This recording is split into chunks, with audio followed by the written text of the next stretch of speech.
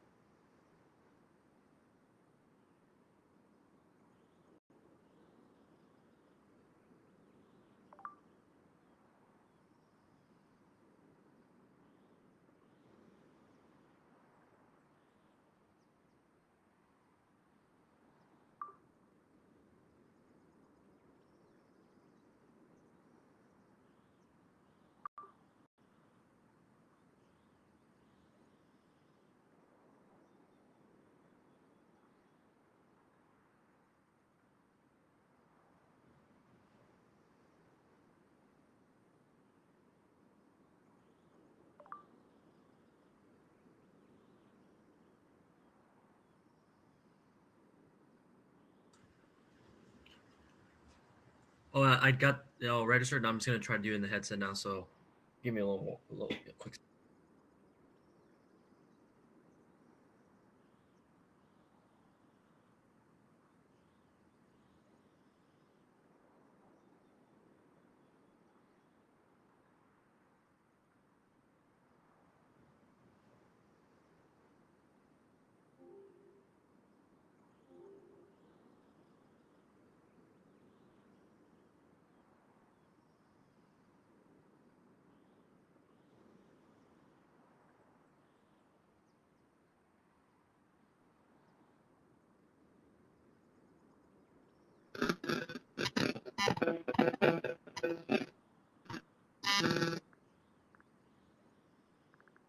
That's David, right?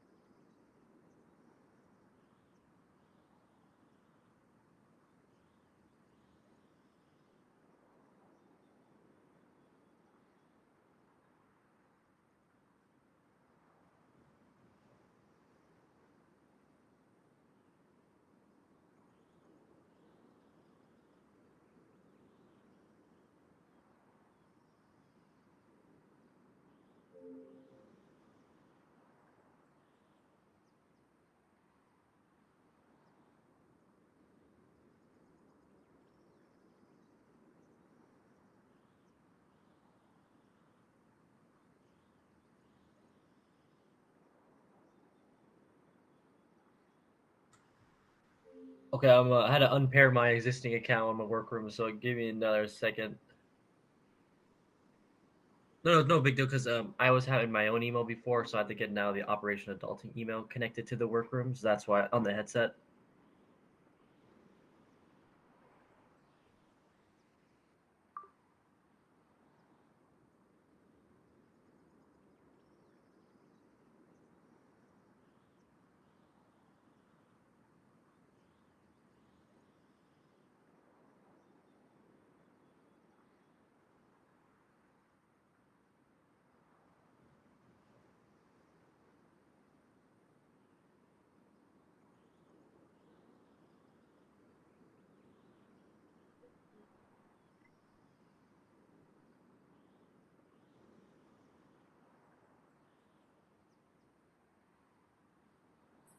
Yeah.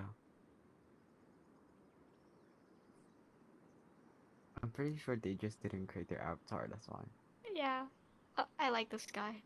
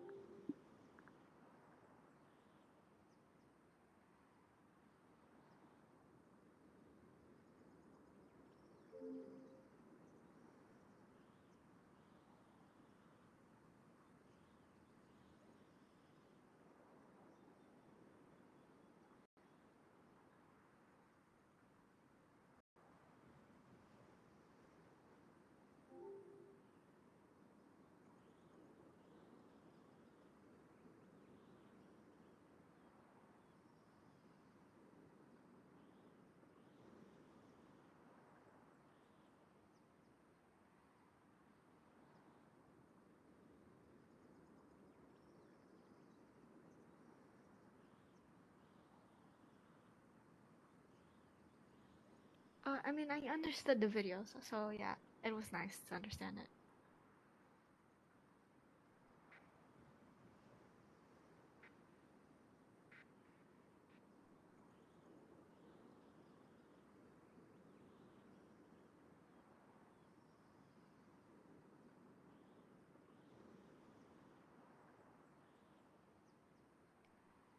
I think for me, I was just like watching the videos for Figma.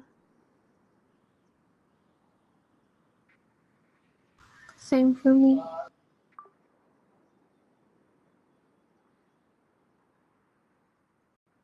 My assignment was pretty straightforward and easy because no, so first of all, I was doing the Python from Mr. David, and majority of the concept is the same as what I learned in Java, so it was really easy and straightforward to get. It was just probably like the right different style of writing than to get used to. Yeah.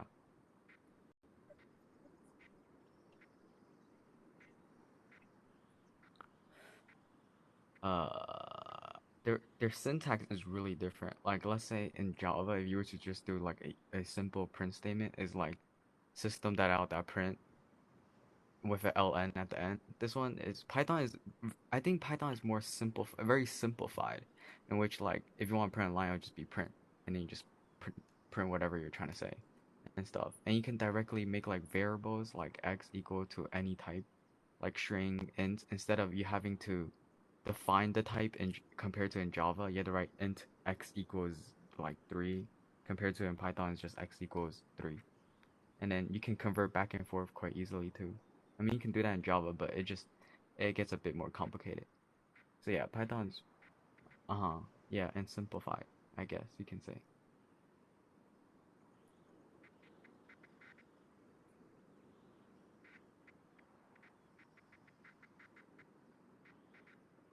First of all, happy Sunday, everyone.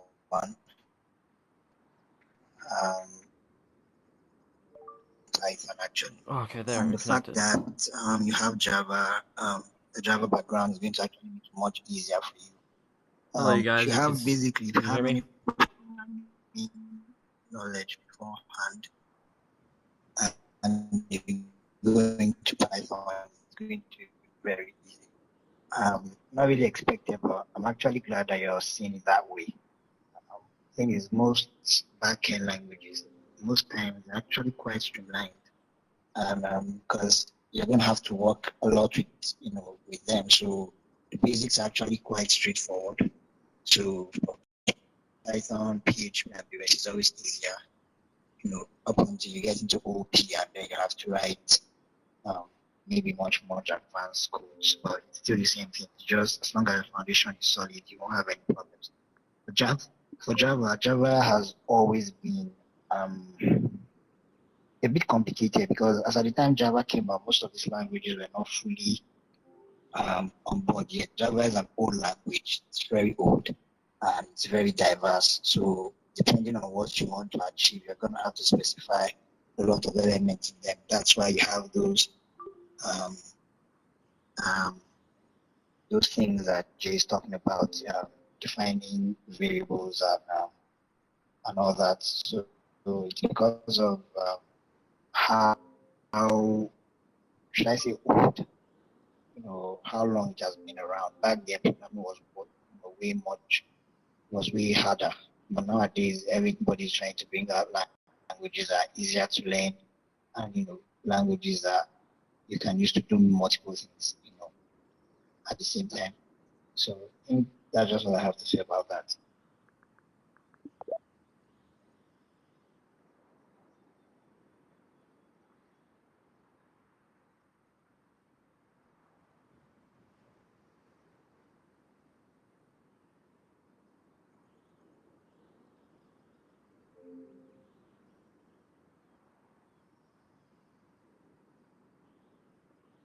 I think across the board. David, could you adjust your mic?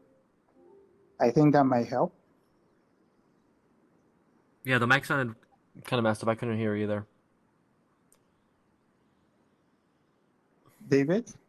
Yeah, can you hear me?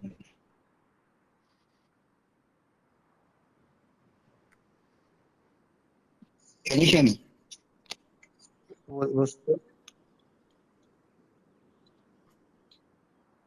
okay, so maybe say something more complete, and let's see. So I was just saying, in relation to what Jay said, Python is definitely easier compared to other programming languages like Java. Java has been around way, way longer than Python, and it's also much, much, much complicated. As at the time it came out, the syntax is, we're not really streamlined in comparison to newer languages. So I think that's, just the comparison. But basically, newer languages are going to be much, much easier to learn as everybody is trying to make it as simple as possible for everyone to be able to pick them up as fast as possible.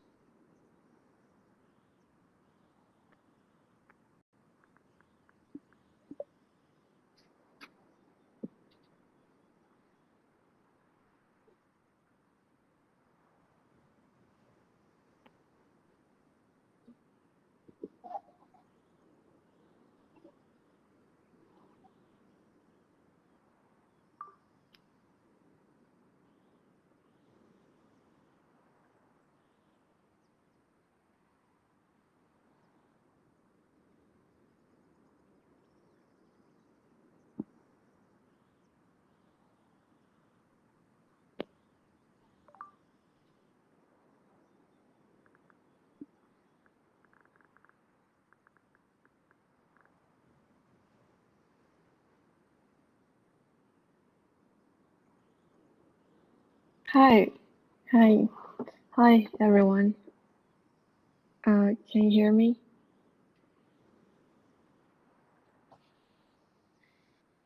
So,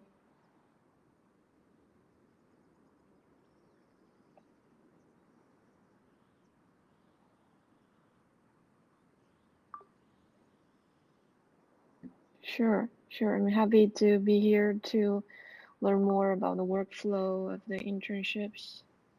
And thank you for sharing your work previously. Right now, I am a PhD student at North Carolina State University, and right now I'm doing projects that's related to virtual reality. So my research focuses on investigating people's perceptions and behaviors in virtual environment. And we've done projects that using virtual environments to help students learn and to know more about scales and numbers. And also we've done projects to investigate the embodiment in virtual reality. And I hope through this internship I could know more about the people's using virtual reality, what they want to experience, and what their experience, how to improve their experience in virtual reality. Thanks. Yeah.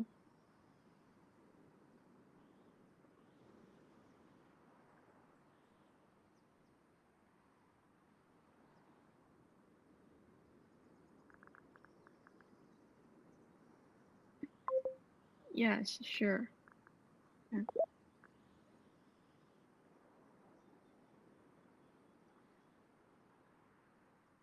Mm, that's awesome. Yeah, thanks.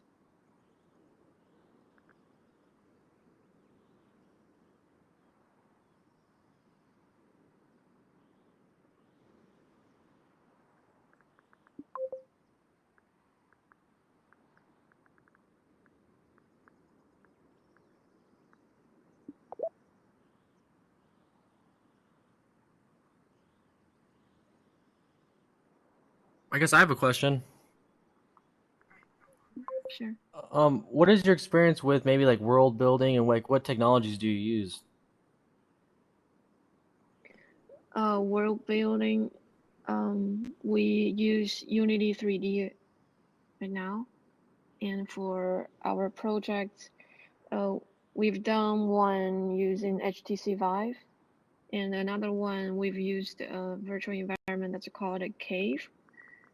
So HTC Vive might, I would guess most of you will be familiar with that.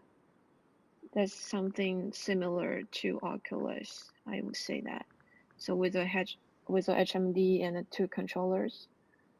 And another virtual environment is called a cave, which is short for Cave Automatic Virtual Environment. And that is a projector-based virtual environment where in our lab we have this room-size cave environment with 4 projector-based screens. So there are 3 wall screens and 1 floor screen where you can wear 3D glasses to see virtual perspectives. And with a controller too to manipulate with the user interface or interact with the entities in the virtual environment.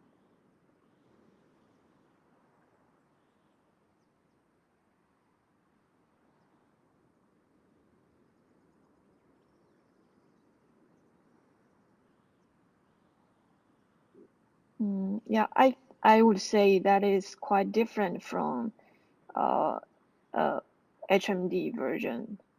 So within the cave, you wearing the 3D glasses and you can still see your real body. So that's one big difference from the HMD one.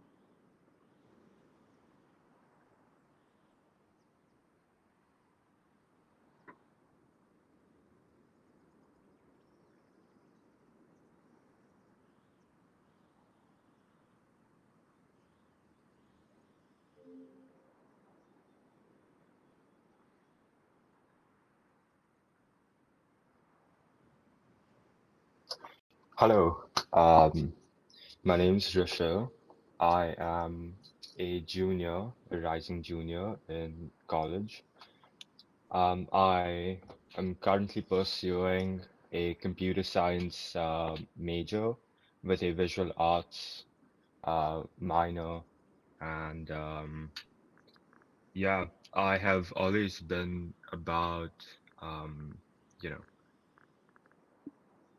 computers and art, and I think that's the perfect way for me to use virtual reality. It's the perfect midpoint VR, AR tech. And yeah, I'm I've been coding for about, I've been coding for a while now, since the sixth grade, and yeah. Do you guys have any questions?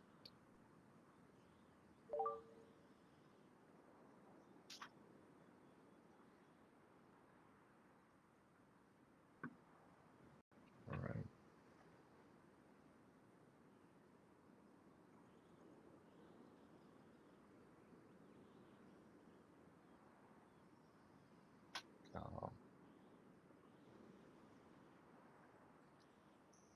Uh, as of right now, recently, well, I've just been focusing on, you know, building environments, learning to build, worlds in virtual reality. I don't have a super strong computer, or laptop to build VR stuff on, so I'm just, trying to see what I can do, and what is something, just trying to learn as much about building things in VR as I can, whether that's UI, UX related, or building entire experiences in VR. Um, so I'm actually collaborating with a friend of mine, and he makes 3D models, and he does a lot of 3D designing. So me and him are currently working on, sort of trying to put in, trying to put a experience together that people could, experience. Yeah.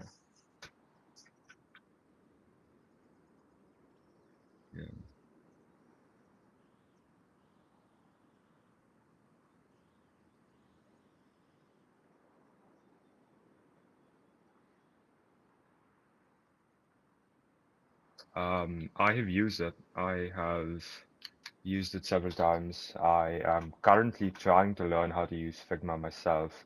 Um, but yeah, no, not any professional experience that I can speak of.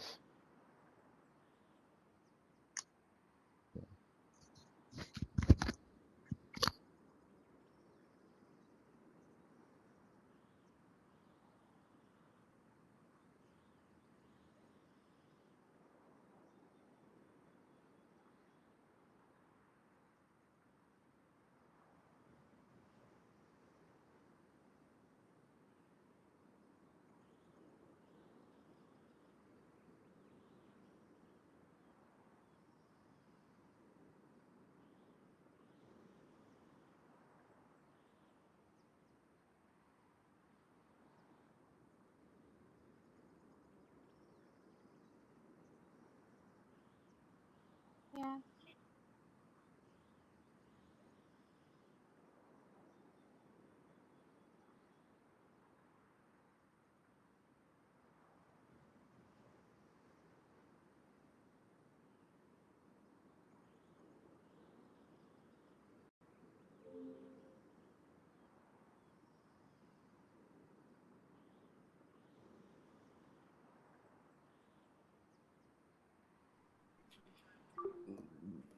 Yeah, sorry about that. Yeah, because it was tracking. I guess it's not tracking right now.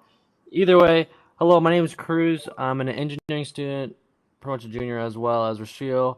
And my current technologies that I'm using and like learning daily are Unity, C Sharp. I've experience with Python, so my background more so is in the software development, and that's like where I'm gonna be getting my that's where I've gotten my internship experience. I'm going to get my internship experience, and my interest in VR started with when Mark Zuckerberg had his keynote, or they showed what they changed their name from Facebook to Meta. And I was like, wow, the possibilities of the metaverse are just so endless. And I was like, I got to get into this.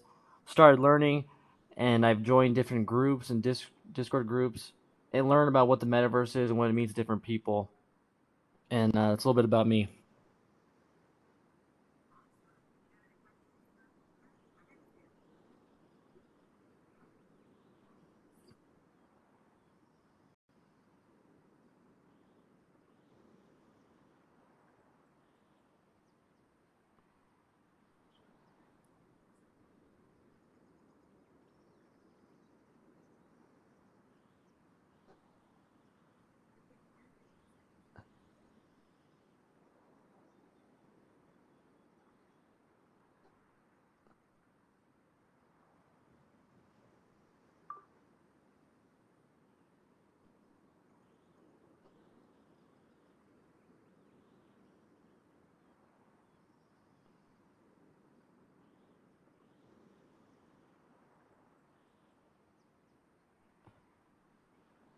No, I still can't hear him.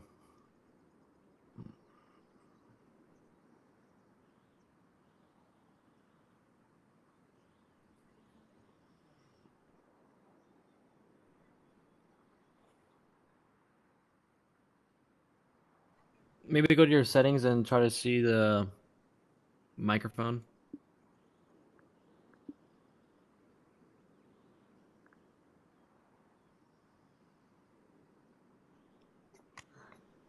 I think I heard something. Yep. Thanks, Yep, I can Cruz. hear now. So I hear unity a lot when it comes to world building. Can you tell me why is that? Is there any Well, like unique properties to it that makes it so special? well, it's kind of subjective to say that it's special, but the reason why a lot of people use it is because it's easier to learn. A lot of people different. So, say you're a programmer, you can do a lot of advanced thing in Unity, and say you're just kind of a 3D person who just likes playing with the 3D because it's a SaaS, basically a software that you don't have to get in the back end and start programming.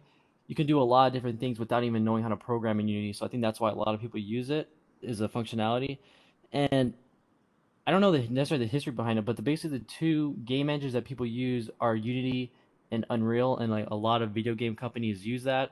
So it's just like the industry standard. It's kind of hard to say why it's special. Just the industry standard, and that's what people use.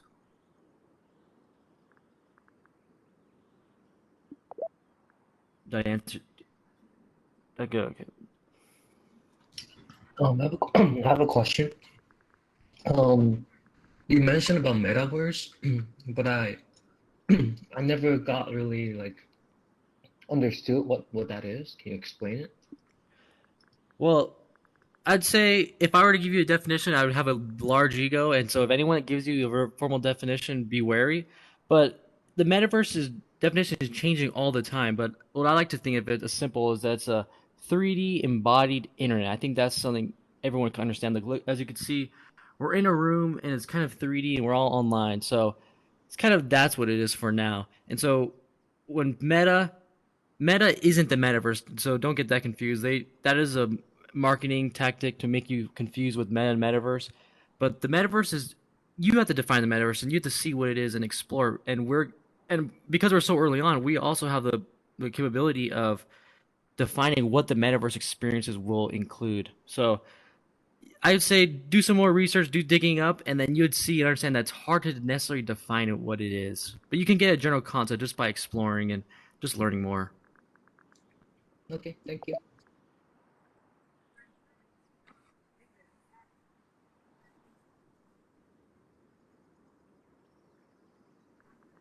So, can you hear me?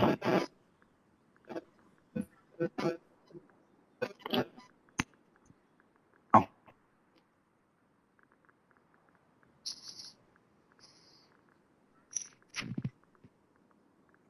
yeah, can you hear me now? Yep.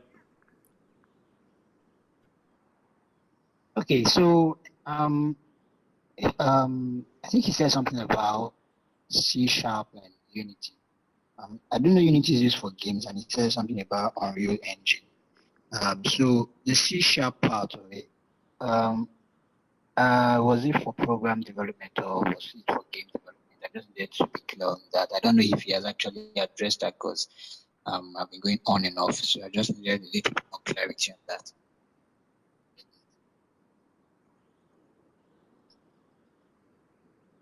No, C Sharp. He said he's into Unity and C Sharp. So I was going to ask if the C Sharp was for program development or for game development, seeing as Unity is used for games majorly.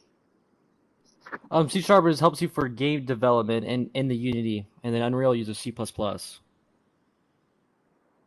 Okay, so basically you're more into game development. Not necessarily. I'm kind of interested in the mixed reality. So I like to mess around with the Oculus software development kit, the SDK. That's what's been my interest so far. So like with the hand tracking, and that's what I've liked so far. But I've definitely explored the game development aspect, since if you use Unity, you have to know a little bit about game development, I'd say. Yeah. Okay, I just need clarity on that because I took a class on C++ some time back and it was majorly for program development. I didn't touch C Sharp, so it's kind of like a mystery to me. So I just need to be clear on that. Yeah, ultimately these are just scripting languages helping you. It's like a tool. It's just helping you accomplish what you want. So if you want to accomplish something in Unity, I think it's a part of Unity is C Sharp. Yeah. So yeah, I think I've seen the relationship between both of them on several places. So yeah, I think you're right on that. Anyway, thanks for that. That's just all I had.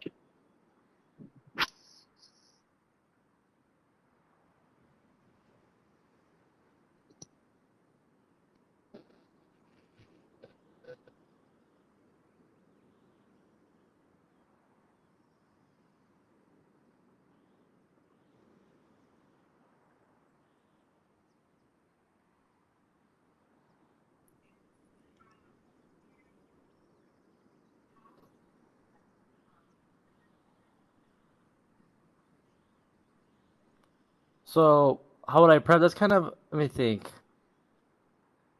Well, is this from the perspective of being a high school student?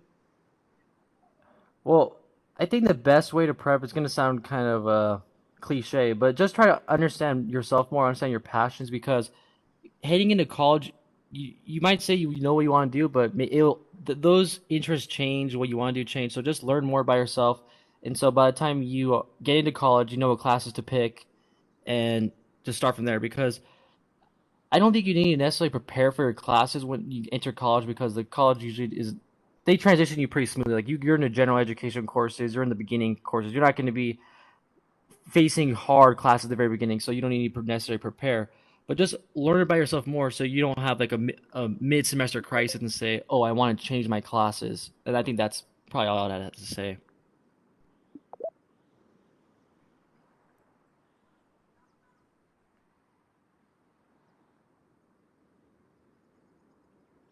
I think I'd agree with the fact that there's not a lot that you could, study before college. College does a very good job of teaching you everything you need. But work on your interpersonal skills, work on yourself, understand what you're trying to get, what is your aim in life, where do you see yourself? Figure out a pathway, I would guess. If you know what you're doing and where you're doing, you'd certainly be more prepared in terms of the college experience. And then you can, work on using your college's resources to the fullest. Um, but, it's also okay to not know what you're doing, like till, I'd say you have till the first year of college to figure out, what path you want to go down. But there's not a lot. just focus on yourself, your mental health, I guess, and know what makes you tick, what doesn't, and yeah.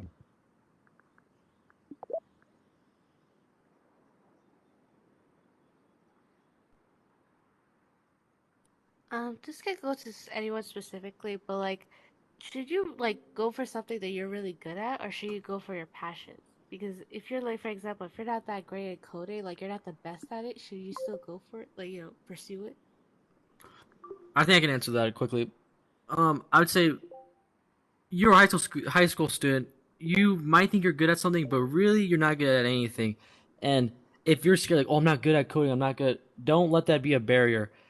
Understand that you're going to learn a lot about yourself, and you're going to learn a lot of different things, and it's like an exponential learning curve once you get into college and start learning. So don't let anything be a barrier, and just proceed with your passions, because I just say we're probably not great at anything right now, and you'll be really good at your passions ultimately. And I think that is kind of this is kind of common in programming and coding, is the sense of imposter syndrome. I think that's kind of maybe what you're experiencing, is when you're a programmer, you kind of feel like you never know what you're doing. You're Googling everything, you're looking everything up, trying to figure it out. You don't like have it all memorized in your head. But just know that you're doing fine, and it's just part of being a programmer, is like having that imposter syndrome kind of. It's very common. Thank you.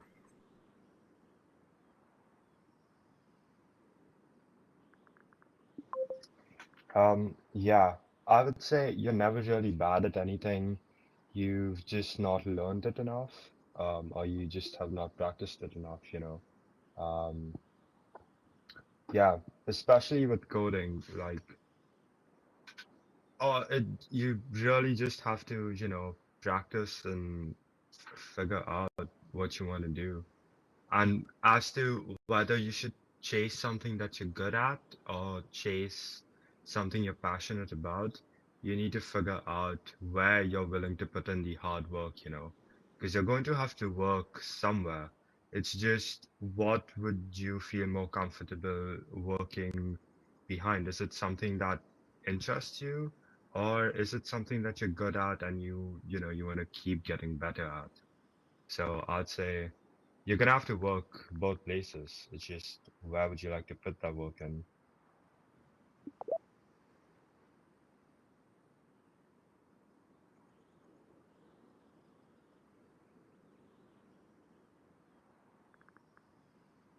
Okay, so everybody has dropped some very, very valid points. But there's something I actually believe in. I don't know if I'm wrong, but it's just something I actually stick to. I always believe that there's actually no script for life. There's no manual to how you can do things.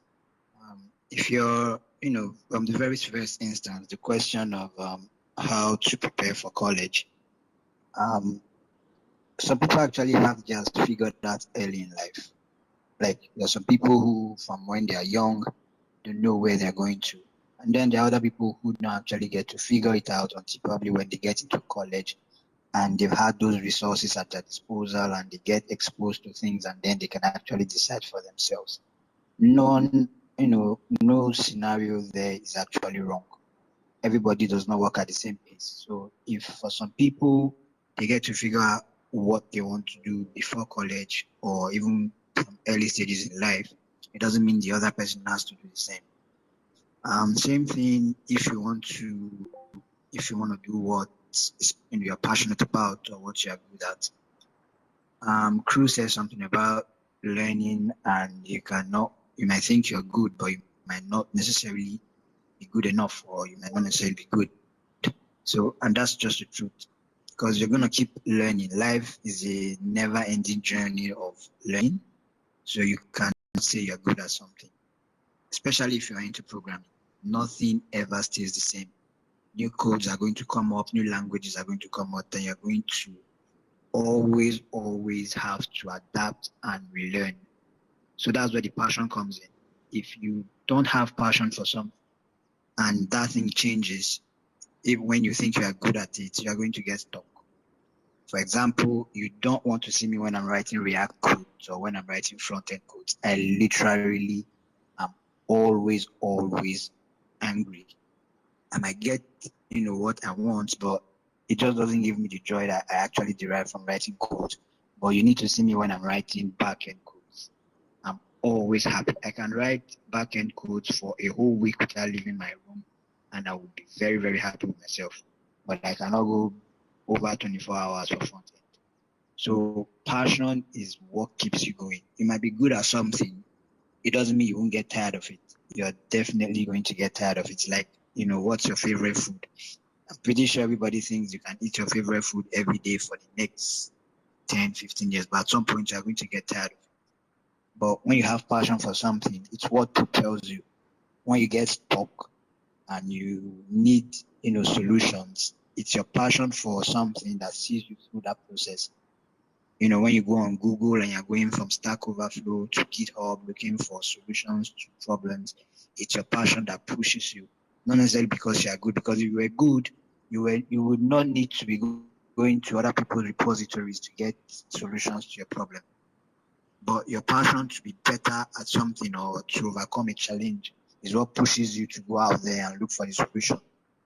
So, and then another thing about coding, I don't really think I've actually met a programmer who has all the codes in their head. Everybody has to go to sometime. Everybody has to go to Stack Overflow. Everybody has to go to GitHub. Everybody has to ask questions. Nobody knows all of them. Even right now, I don't think I actually even remember HTML boilerplate template. I may actually know the first 3 lines, but maybe the last 3 I'll have to go and check. So it doesn't mean you're a bad programmer. You know what you are looking to achieve, and you know what you are going to get at the end. So you just have to stick to that and push through.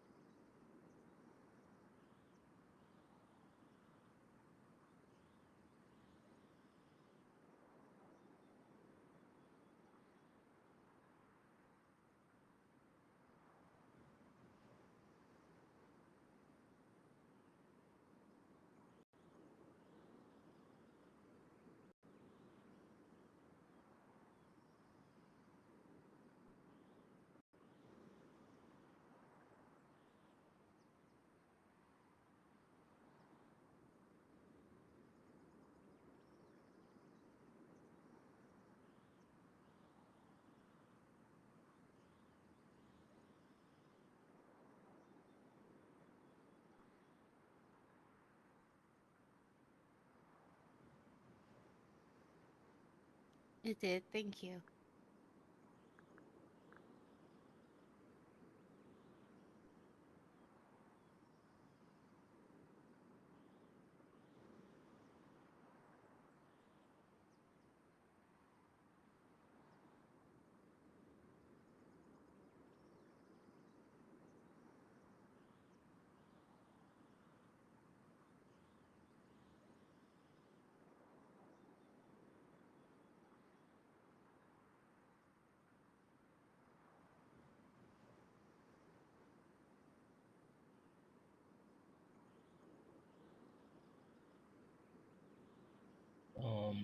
I'll go first.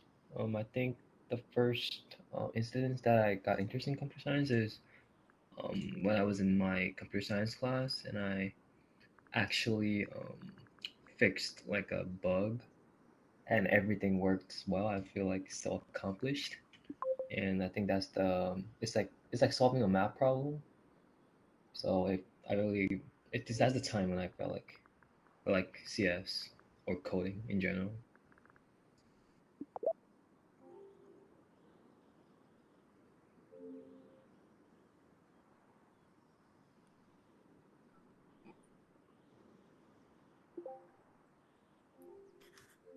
My first time, the first time, or the first event that got me into really interested in coding, I think is when I tried to exploit a game. Yeah, yeah, exploiting a game. It felt like I had the power to like mess around and do all this stuff. But as time goes by, I thought to myself, why don't I use this knowledge and do something better with it and start learning the real stuff instead of just messing around with it, you know? Right. Yeah.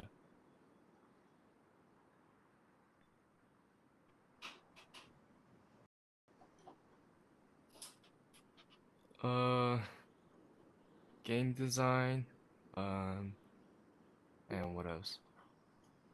Maybe prevent the things I did.